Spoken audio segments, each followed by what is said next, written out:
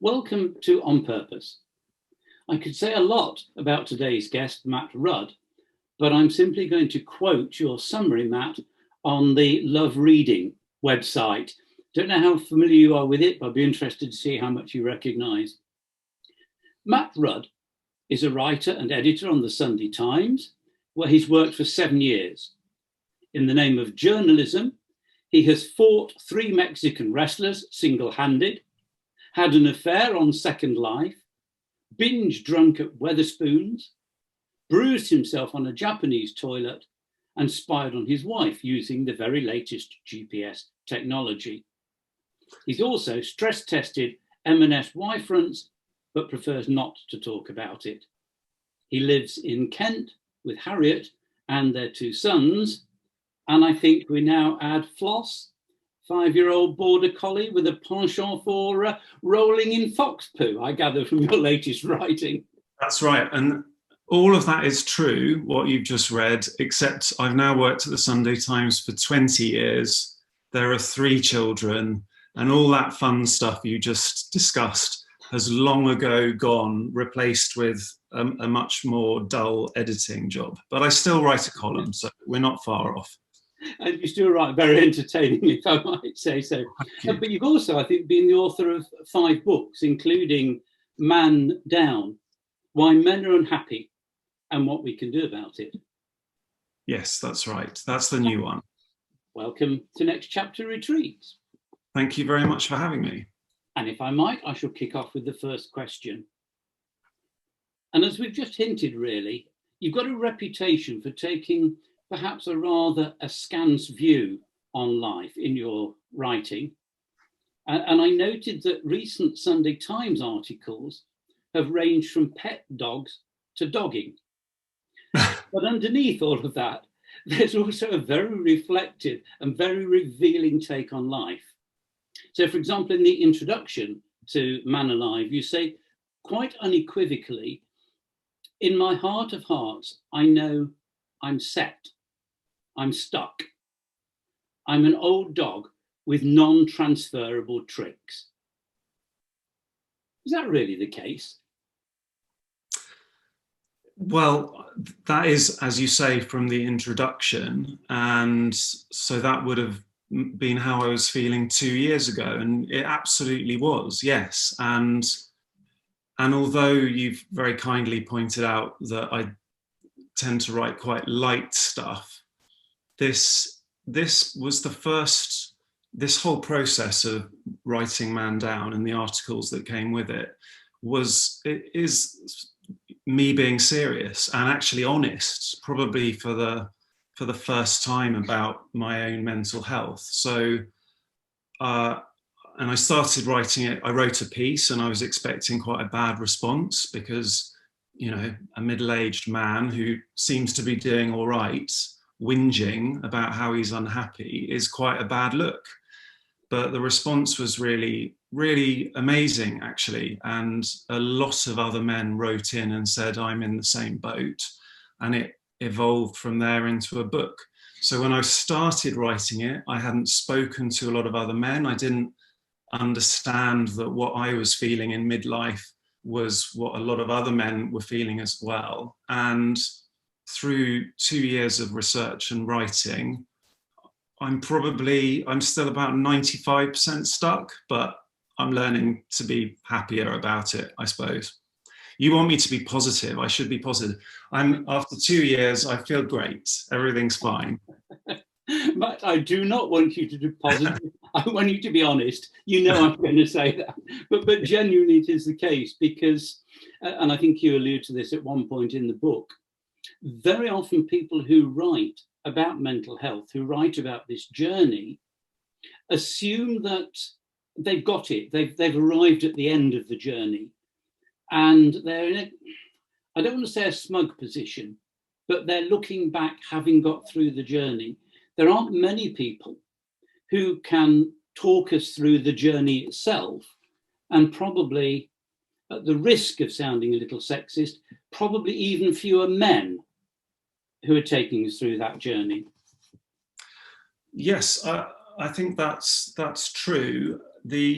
it is remarkable how many self-help gurus advise people to, whatever their particular thing is, chuck it all in and go and do something else, find your second mountain. And then their second mountain is being a self-help guru. And we can't all be self-help gurus.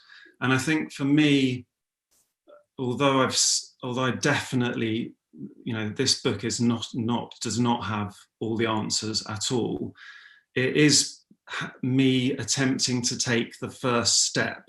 And I think for people, for men in particular, that first step is the hard part. I think it's a really obvious thing to say, but getting, the whole hamster wheel system that we are, that envelopes us from such a young age. From the moment the first teacher gives you a gold star, you are passing tests and you're progressing. And each stage of life, it's always what's next, what's in the future. And to stop, put yourself first and start thinking, what is it that I want? What is my validation, not external validation? That's how that doesn't happen. For a lot of men, you just soldier on through until you get your carriage clock. So that was kind of forced upon me, and partly through writing and partly from just feeling really rubbish in my mid-40s. And so I feel like I'm sort of coming towards the end of the first step, and then it's for people who are further on in the journey, like yourself, to work out what comes next. Well, we often talk about the work we do as being the Sherpa, who accompanies somebody on the journey and carries their baggage, if you like, yes. But doesn't actually do the work for them. Yeah, that sounds amazing. I agree with that. I mean, for a long time, I resisted seeking Sherpa-esque people because I think actually also for men who are on paper doing okay, seeking help is quite a big step to overcome. So anything as formal, for example, as therapy, I was, why do I need therapy? And actually now, as I've gone forward, I'm realizing you do need to talk to other people, not even experts. It's just good to talk. You've talked to a lot of people, both in the writing of the book, and you quote them at some length in the book, and through your own experience. What's the most common first step that men need to take when they're starting that journey, or indeed any of us? Well, that's a really good question. I think before this whole process, I was trying mindfulness apps, and I was doing yoga classes, and I went to men's circles. I did all the things that we kind of have a go at. And like most people, none of them really stuck. And for me, I needed to go, the step had to be something that felt genuine, authentic, or something I wanted to do. I wasn't doing it because everyone else was doing it. And I mean, it helped that I had a feature to write about how middle-aged men felt. So the context of my conversations with men was, I'm writing a piece about how we're feeling in midlife. So you are setting a parameter, as I'm sure you do in your classes, that, we're not just here for a pint, we're going to have a serious conversation. And so I found myself talking without resorting to humor or banter, which is something that is absolutely a part of male conversation. So if someone said something quite serious about how they were feeling, it wasn't then immediately, gently and warmly ridiculed, which is what we're very good at. And and that first step, when I then started corresponding with a lot more men, it was clear that they've really, overcome quite a stigma to even write to me or talk to me or call me, and I felt the same back. So the first step, actually, I think, is really easy. It's just to accept that it is inevitable that at some point, and unfortunately it coincides perfectly with midlife, things will feel like they're getting on top of you. If you look at the statistics, there is this huge and alarming spike from 45 to 49 in anxiety, stress, and depression. Just right there. So just at the point where you would think, right, I've done all this stuff, I've passed my exams, I've got on the job ladder, I've climbed it, if you're really following the whole patriarchal thing, had kids and got married, or the other way around, done all that, you just reach this point, and then that is when you start feeling miserable. And so I think it's really great if at that point you can pause and then talk. You might have cleverer ways of doing it, but for me it was conversations in pubs. Oh, I think conversation is the only way of doing it. I mean, interestingly, I came across some years ago a theory called the existential leap, which is basically the idea that in the first half of life, you are carving out what makes you different. Because historically, primevally, that was how we survived. We survived by making ourselves strong, making provision for our progeny, those issues really. And then in the second half of life, and they call the first half the warrior phase, the second half they call the elder, which is the bit about, now I'm actually coming back into connecting. Now I'm thinking about things like making a difference and looking at connectivity. And between the two, the theory says there's a leap. It's the precipice. And you kind of look over the top as you come to the end of the warrior phase, the first phase of life, and think, oh, I know I can't stay here. I know I've got to make some form of jump, but there's a gap and it's scary and I can't see the other side. And so they argue that a lot of people kind of loop around that edge. Yeah. They can never take the leap.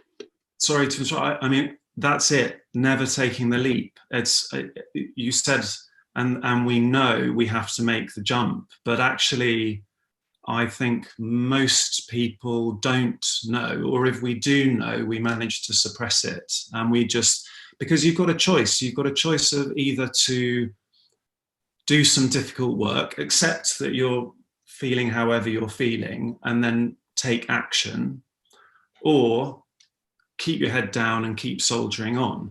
And I think the thing that a lot of self-help misses is quite how trapped you can feel in midlife in particular.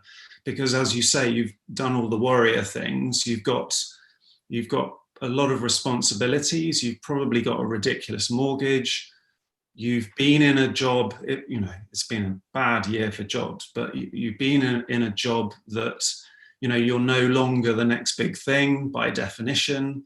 As I've said in the book, you start to feel uncomfortable if you're not continually progressing at work. That's the kind of, capitalist environment we live in, unfortunately, where you always have to be succeeding. So making any, rocking the boat in any way feels very, very uncomfortable. The decision to keep your head down and keep soldiering on is far easier. And that's why you have this kind of sustained period of, misery. And then magically it picks up as you go through your 50s and into your 60s, and you arrive in the sunny uplands. But I just find that completely depressing, to be honest. I mean, why is that all so inevitable? Why can't we do some of the second mountain that you were just talking about earlier? Why does the first half of life have to be quite so relentlessly, pursuing the future? And why does there have to be this kind of gulf which you have to bravely leap across? I think that's a really good point. I'm wondering, I think I'm starting to see a little bit of this midlife crisis happening earlier in later generations. And I'm just wondering whether the millennials, for example, will hit it earlier, and therefore whether there might be another one that comes later in life, whether we're replacing one with two or three or maybe even more. Yeah, which is not a pleasant thought. There has been a lot discussed about the quarter life crisis, and there is no question that all the trends that have affected me reaching the point I've reached are still present and actually arguably more intense. You know, the gap between wages and house prices is only getting bigger. Competition is increasing.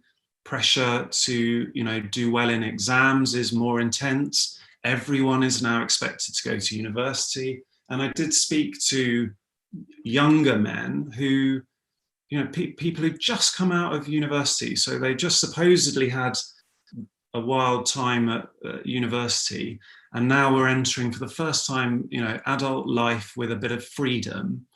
And they were all obsessing about, you know, 5-year plans and 10-year plans. So it really, I think you're absolutely right that it is getting younger. The question is, what can we do? You know, this all gets very macro and not very helpful to your viewers, but what can we do to make all of those things happen less negatively? And I actually hoped, because I wrote most of this book before this ridiculous year we ended up having, and I sent it off bar a few edits in March, and it was effectively arguing for the kind of pulling down of the sort of the whole hamster wheel existed, like tear it all down, put all the kids in forest schools, you know, chill out about everything and start again, and then and have more work-life balance and have men involved more in families and all of that. And then magically, horribly, it all happened, and suddenly, you know, a week later I was working from home and homeschooling, the dream. And within about 3 weeks, I realized the grass wasn't necessarily greener. I was like, let's get the patriarchy back. This is awful. Well, I guess there's something there about what we're familiar and comfortable with, isn't there? That it's often the why we don't make that leap, actually. Yes, and yeah, change is different. But I'm actually now, having, you know, months into this, I think that, you know, there are positives that are going to come out of this terrible experience. And I live near a commuter town, and I've watched as these kind of men in pinstripe suits come blinking out into the sunlight, and a lot of them, you know, would have sworn their jobs were not manageable, you know, far too important to do from home. And they've all said to me, you know, I will never work 5 days in the office again. So all of those predictions 70 years ago that humans would only be working 18 hours a week and robots would do everything else for us, that was clearly nonsense. But I do not think we're going to be returning to a kind of 5 days a week commuter-y type thing for midlife people. Obviously, there are younger people who like being in a work environment, but for those of us who definitely don't and are much happier not being anywhere near anyone else, I think this is a really exciting time. It's a much more, you know, I'm going on and on now, but you know, employers have realized that it's not just women who ask for men can ask for flexible working too. Men have kids too. Men might have to leave work early because they've got the kids to pick up. And so that's really positive, and it's knocking down all these barriers, which I think then there will be more space for us to ask questions about meaning and all the rest of it. One of the things that intrigues me is the stories that we will tell about this very, very odd 2020 going down. And I just want to pick up on stories for a moment. You flagged up in a recent article an incident from Barack Obama's book, where Obama talks about media editors changing the tone and the style of the story that they told about him, basically to suit their own narrative, if you like. And in your book, Man Down, you talk about the need to revisit stories and the stories that we tell. which is, I have to say, something very dear to my own heart, because in effect, they very rarely tell the whole story or even an accurate representation. How important do you think it is revisiting these stories? And perhaps even more significantly, how important is it that we retell them in a different way?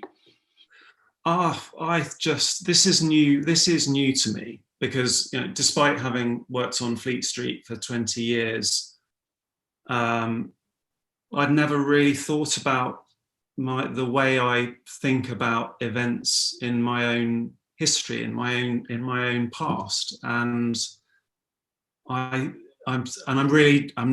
very much still thinking this through. So I'm not going to give you a complete answer, but there are formative experiences that I have a particular, the narrative on them is either particularly negative or particularly unhelpful.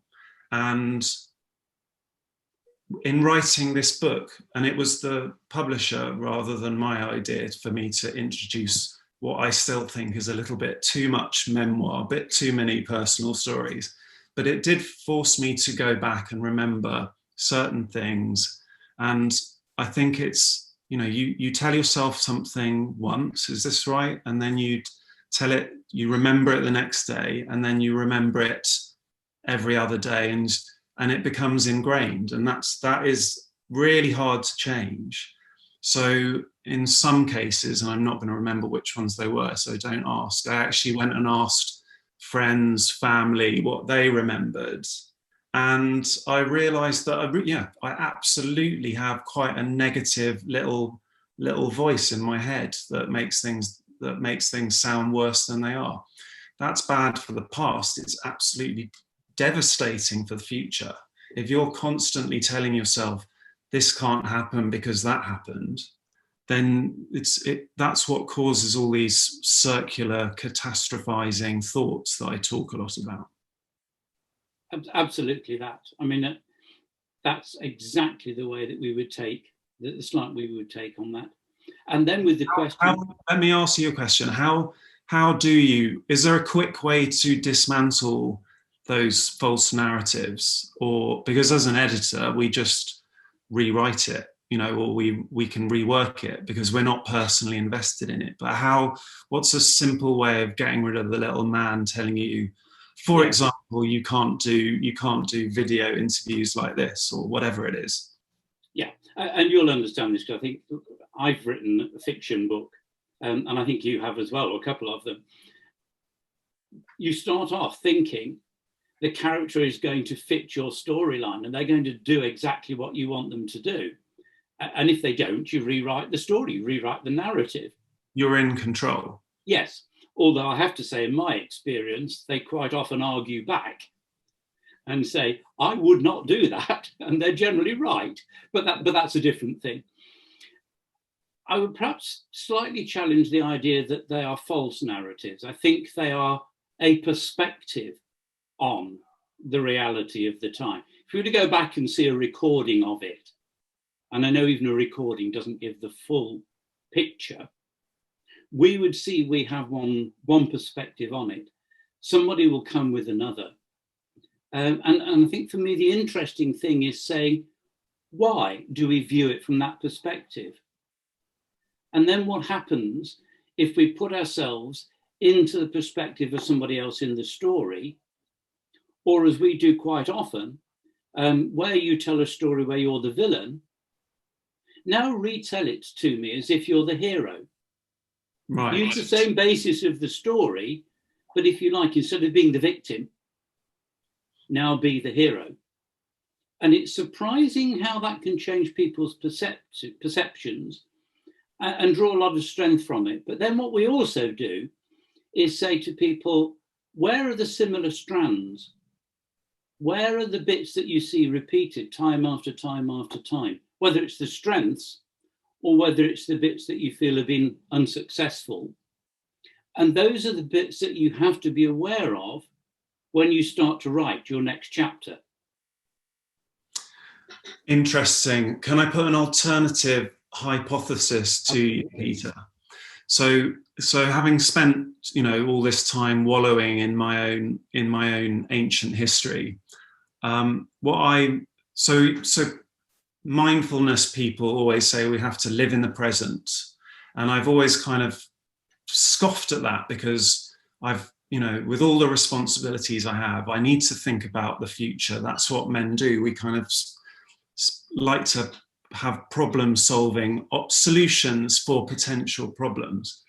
But wouldn't it be great if we could just bin all of the past? I'm only talking about in terms of when we're, too involved in our thoughts. So we bin all the past, good and bad stories that we've been accurately or inaccurately telling ourselves, and just live in the present. Is that an option? A theoretical option or a realistic option? I mean, realistically. As I say in the book, I became quite insomniac in my early 40s, and I was, I'd start off worrying about the future, and then an hour later, I'd be wallowing in the past. And actually, the way I overcame that was to just cut it all out. And it was really hard. It took 18 months of quite focused work. But now I can honestly say I don't, of course, when we're looking at photos on someone's computer, I'll remember things, but I just don't. I'm trying to be so occupied with the now. I mean, this is really sounding quite cliched, but so occupied with the now, I do not spend a lot of time stuck on the past. And I certainly don't stress about things that are out of control for me in the future. Yes, I think that's a perfect way of describing it. You, I think, from what you said, have hinted at how difficult it is to make that barrier with the past. And I think for a lot of us, and maybe it's to do with how profound those stories have been, I don't know, it's almost impossible to do that. We still hear those voices coming through. But, I'm not at the other end of that journey. I may have got half a foot on the far side of the existential leap. I don't think I've landed yet, and I'm fairly close to 70. So it probably varies from people to people. I'm not explaining that at all well. No, I understand what you mean. The issue is I interviewed a lot of really happy, how do we put this diplomatically? Now I know you don't look anywhere near 70. Is that what you were trying to get me to say? No, but I'm very happy for you to say it. I interviewed a lot of, there have been a lot of books written about interviewing older people about, regrets and all the rest of it. And I interviewed a lot of people in their 60s, 70s, and they were all blimming happy. It's just, so they're following that's a kind of inevitable process, isn't it? And my former colleague A.A. Gill was really funny about how he was so pleased on turning 60 not to be 40 anymore, that most insecure and insipid age. And so it would be nice to kind of bottle whatever those guys have been drinking and have it now, rather than having to sit around and wait. Isn't that in itself part of the issue? That for a long time, we've been in a society where we've believed we can have it all, and increasingly we believe we can have it now without going through the journey. And we've also believed that there is this kind of golden age in the past, but also golden age in the future. When I reach this point, when I reach this age, when I reach this salary, when I get in this relationship, then wow, it'll all be perfect, because, look at my parents. And we were watching a Sky Atlantic drama last night, which is The Undoing. And it's Nicole Kidman character, for whom her parents had always had this perfect relationship. And that's what she wanted to build up to. That's when she'd married. And she has a conversation with her father who says, of course, but it wasn't like that. It was not the perfect picture that you saw. It was good. It was bad. Very often that reality that we think we're looking forward to gaining is actually not the reality that we get. Well, that's it. So I think there's two separate things there, and everything you just said makes absolute sense. But so there's one idea. Well, you have to wait for the sunny uplands because you have to go through the journey. And the other one is this pursuit of trying to have it all. And I think it would be possible to bring things forward, or however you want to describe it, if we could identify earlier that a lot of the things we're taught we should be pursuing are not the right things to pursue. So the idea of having it all, which is a really pernicious idea, and it stresses an awful lot of women out, and now men too. I think in some ways we're kind of a generation behind where women are, but so women were told they could have it all, and now men are also being told, we're taking a much more active role in parenting, but we're still expected to, perform at work. So it would be brilliant to disabuse ourselves of that particular completely fictitious dream sooner, and to find, purpose, what is the right purpose, right from the outset. But to do that, we need to radically change education and culture and probably media while we're at it as well. So that's far too big a thing to work out in this. And you've alluded there to purpose. So finally, would you say you found your sense of purpose? I think this is a question my wife asks me a lot, because she's a lot further along this road of self-actualization, or whatever you want to call it, than I am. And she's quite annoyed because I've slightly arrived in her corner of our marriage, and I've just nicked quite a lot of her philosophy and stuck it in a book, to be honest. So I haven't, I think my purpose, certainly the thing I will look back on, not that I look back on things anymore, but that I feel quite proud of actually, is that I have got a lot of men talking about their mental health. I definitely don't think this is my one purpose, but when compared to, kind of the day job of a newspaper writer, to have written something that I was really nervous about, to have shared more of myself than I would have liked to, and rather than being laughed at or ridiculed for doing it, I've found that other men have made themselves vulnerable as well. That feels quite good, and I hope that I can do more of that. Although I'm never writing another book about male mental health. When's that due out? No, that's the book you've read, Peter. Okay. It's broader than that. We do talk about physical health as well, don't we? Yes, indeed. And I'm interested that you very briefly mentioned, though I haven't got time to pursue it now, but that whole thing about you had to be brave to make that step. You had to take a risk. And I suspect that if there is a main key, not necessarily the only key, but a main key to unlock all of this, it is about having the bravery to accept where we are and to start asking those questions without necessarily knowing what the answers are. Yeah, well, I thought, this is terribly brave, but actually it wasn't in the end at all, because there was no, I thought that I didn't really have any right to talk about these sorts of things because I'm in so much better circumstances than so many people. But the thing I can say is that there is no risk to opening up about how you're feeling. The idea that to be a good man and to be a strong man, you have to show no emotion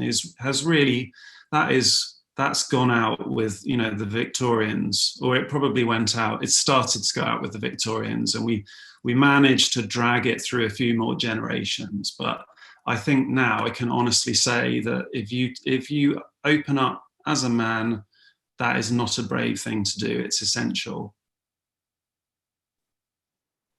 Perfect ending. Thank you.